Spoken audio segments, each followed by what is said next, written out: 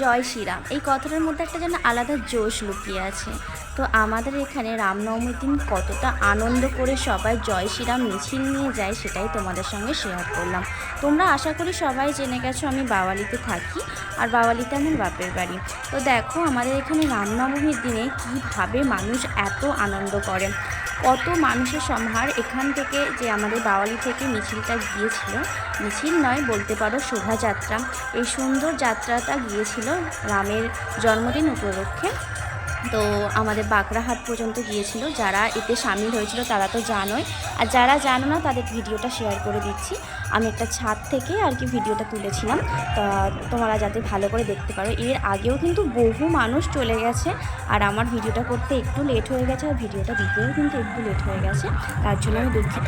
তবে না দিলে যেন ভালো লাগছে না, এরকম একটা ব্যাপার যে তোমাদের সঙ্গেও শেয়ার করি আমাদের এখানে মানুষ কতটা আনন্দ করে, কতটা মানে মজা করে। এই দেখো কীভাবে গান চালিয়ে মানে নাচছে, তা বলার মতো না, কতটা আনন্দ, কতটা উৎফুল্ল। তোমাদের একটু দেখার মানে সুযোগ করে দিচ্ছি যে সবাই কতটা আনন্দ করতে পারে। আমারও ইচ্ছে হচ্ছিলো আমিও একটা অরেঞ্জ কালার ড্রেস পরে আমিও গিয়ে একটু নাচানাচি করে দিই, কারণ আমি নাচতে ভালোবাসি, তো সেই জন্য। আর তোমরা কারা কারা এরকম জিনিস ভালোবাসো আমাকে কিন্তু কমেন্টে জানাও।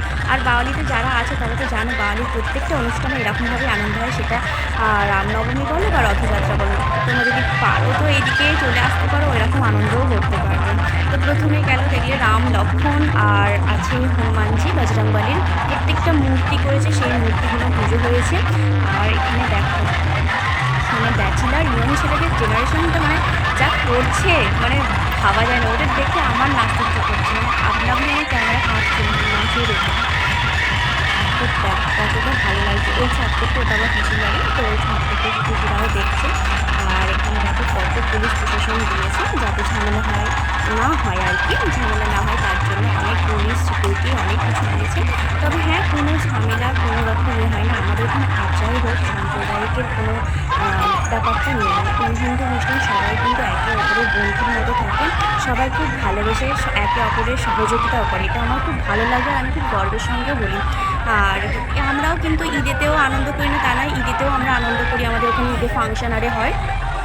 আর এখানে দেখো আমাদের বাওয়ালি মোড়ের ওই দিকটায় তোমরা হয়তো একটু জুম করলে দেখতে পাবে ঈদের ফাংশন, তখন প্যান্ডেল আছে অবশ্য, তার সত্ত্বেও আমরা এরকমভাবে আনন্দ করছি। আমাদের কিন্তু কোনো রকম বাধা নিষেধ নেই, আর আমরা সবাই একে অপরের সাহায্য করি, মিলেমিশে থাকি।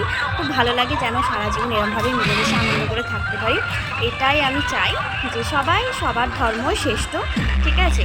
আমি ধর্ম নিয়ে হয়তো একটু কথা বলে ফেললাম, তার জন্য আমি জানি না কী হবে, তবু আমার যেটা মনের দিক দিয়ে আমি সেটা আমি বললাম আমার বিবেচনা করে।